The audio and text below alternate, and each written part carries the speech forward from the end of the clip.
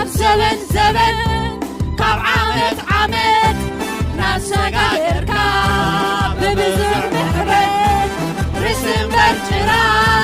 ዘይገበርካኒ ላዕሊ እምበር ታሕቲ ዘየውረድካኒ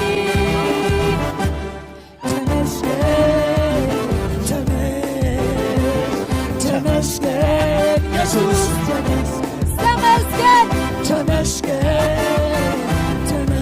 ተመስገን ተመስገን ኢየሱስ ካብ ዘበን ዘበን ካብ ዘበን ዘበን ካብ ዓመት ዓመት ናሰጋገርካ ብብዙሕ ምሕረት ርእሲ እምበር ጭራ ዘይገበርካኒ